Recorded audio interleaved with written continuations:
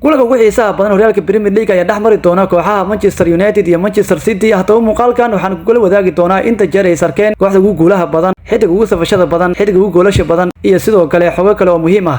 balse intaan gudaha galin waxaan ka codsanayaa inaad ku soo biirto bartiisa TikTok aad follow soo tiraahdo, sidoo kale dirista jeer ka badan aad taabato calaamada copy linki si uu dad badan u gaaro. sidoo kale soo booqo bariga kale ee Facebook iyo YouTube ee isla Salmaan Al-Adaala. maasanid. indhaha taageerayaasha kubadda cagta waxay ku jeesan doonaan garoonka Etihad Stadium halkaasi oo ka dhici doono kulanka la wada sugayo ee Manchester Derby oo isku arkayaan kooxaha ay kala hogaamiyaan Pep Guardiola iyo Erik ten Hag. labada kooxood ayaa kulankan soo galaya iyagoo doonaya inay guul ka gaaraan kulankan caawa ayaa noqon doona kii 192 ee Manchester Derby, waxaana guulo badan Manchester United oo adkaatay 78 kulan halka Manchester City ay adkaatay 60 kulan, waxaana barbaro la kale 53 kulan. xidiga ugu safashada badan kulankan waa Ryan Giggs oo saftay 36 kulan, xidiga ugu goolasha badan kulankan waa Wayne Rooney oo dhaliyay 11 gool, waxaana labaad ku jira Joe Hafiz oo sidoo ciyaari jiray ka uu dhaliyay 10 gool kulankan Manchester Derby. kooxda gaartay guusha ugu dheer kulanka waa Manchester United oo adkaatay 8 kulan intii u dhaxaysay 1993 ilaa 2000. kooxda goolasha ugu badan hal kulan ka dhalisay kulankan waa Manchester City oo 6 gool iyo 3 kaga adkaatay naadiga United 2022. ma jirto kulan taariikhda Premier League lagu arkay guulo badan oo ay gaarto kooxda martida ah. Manchester City ayaa badisay 4 ka mid ah 5 kulan ee ugu dambeeyay Premier League oo ay wajahday Manchester United.